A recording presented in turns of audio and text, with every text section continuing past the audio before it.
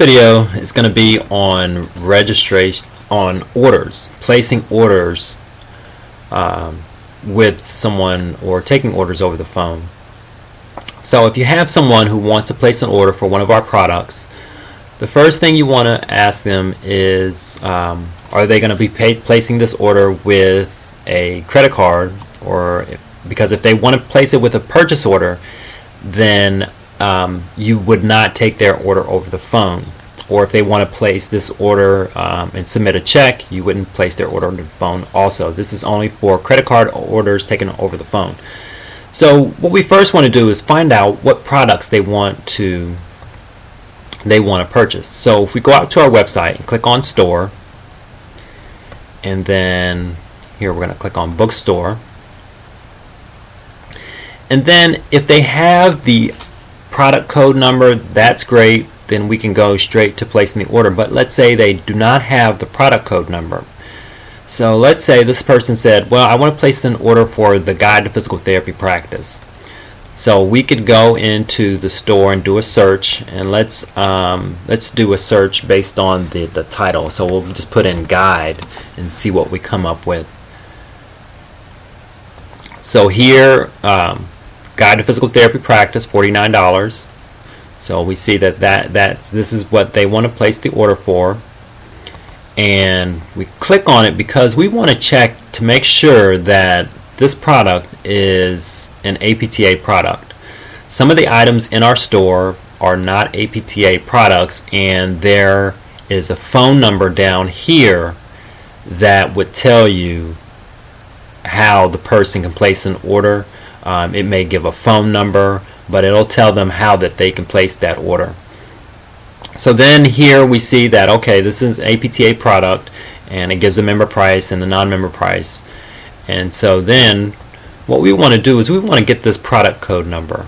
So we take this product code number, this is P-39, and then we're going to go out, we're going to find the customer. Let's say that this person that we have pulled up is the person.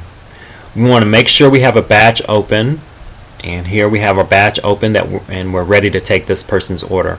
We verify the address, then you want to verify the daytime phone number and the email address. This person doesn't have an email address, but if they had one, we would verify that email address, because once the order is placed, then they can receive an email with the tracking number for their order.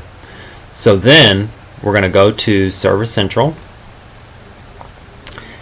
and we're going to click on Process Orders, and we're going to click on New.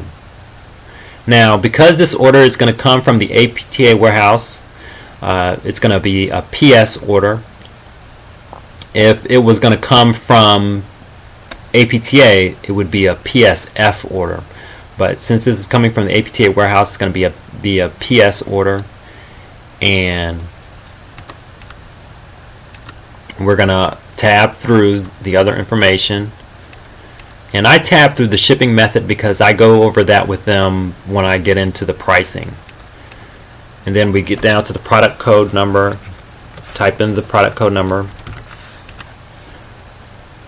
and we're going to select 1. And so for this person, it would be $99 for the book for one, $10 for the freight. Now with the freight, it's going to take approximately 5 to 7 business days for them to receive this order. And if they're okay with that 5 to 7 business days, then I go on and say $109 is their total of their order. And if they're fine with that, then that's great. So then I check the shipping address, check their daytime phone number, and if I had to enter another shipping address, I would do that. And then here, let's say we went back and the person says, you know what, I'm going to need this to be second day delivery. In that case, I would select second day delivery,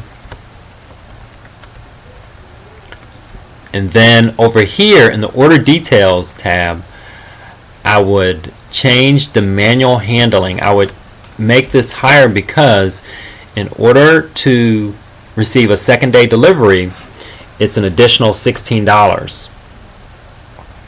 And so then if it's an additional $16, it shows here that additional $16. Now, the order must be placed before 1:30 p.m. to receive it second day delivery. If it's placed after 1:30 p.m., it's going to be on the next day. Delivery. So let's say a person, it's Monday and it's after 1:30 p.m.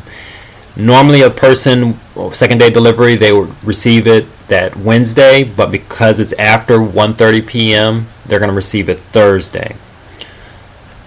Also, let's say if the person wants a next day delivery, we're going to change that information here to next day delivery.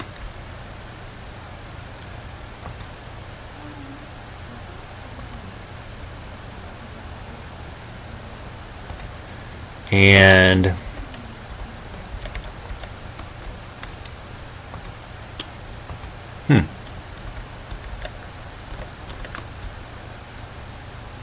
so here we would change it to next day delivery, and I am having problems with my button. So, but here there is an option here for next day, UPS next day delivery.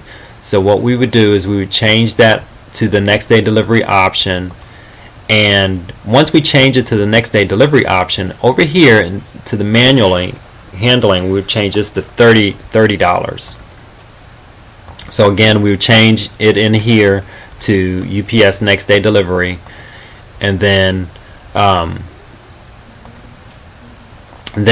the person, we would read off $99 for the shipping, $10 for the freight, and then $30 for the manual handling, which is the next day delivery, grand total $139.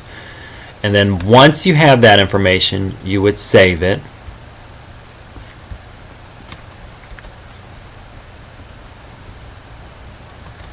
And so click on save. And so now we have this information. Now we click on, after we save it, we click on process customer's request, and then the information comes up here, the order, and then click on payment. Here in the source code you can put in PUNK008, and let's say this was a Visa, and click tab, and then we put in the Visa card number,